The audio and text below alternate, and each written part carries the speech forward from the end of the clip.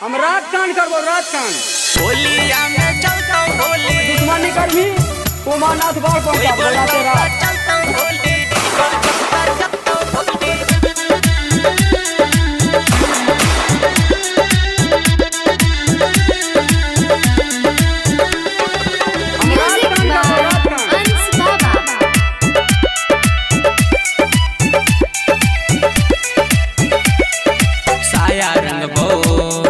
चोली रंग भो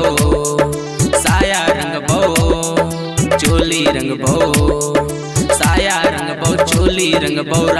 दोनों खोली कोई बोलता तो चलता गोली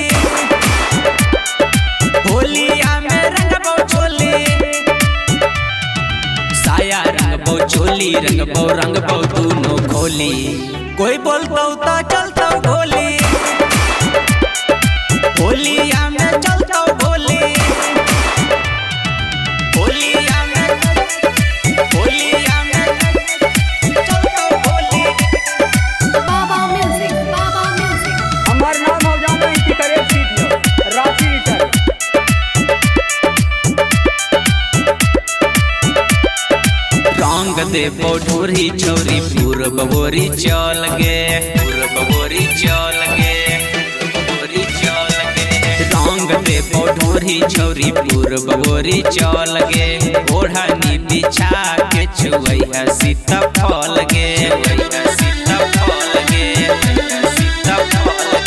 रंग दे पौधोरी छोरी पूर्व बोरी चल गे ओढ़नी बिछा के छुआ सीता फल गे बेटा बाबा तोरा बनाई रंगोली कोई बोलता तो चलता गोली होलिया में चलता गोली होलिया में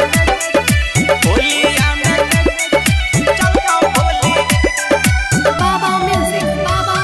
हम उत्तर को बोले गंगा को बाढ़ में बोलियो दुश्मनी करबी हम रात कान करबो रात कान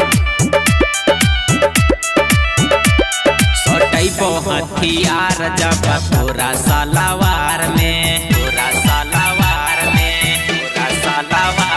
सटई पो हथियार जब तोरा सालावार में कौनो छौरा बोला तैन जिला जवार में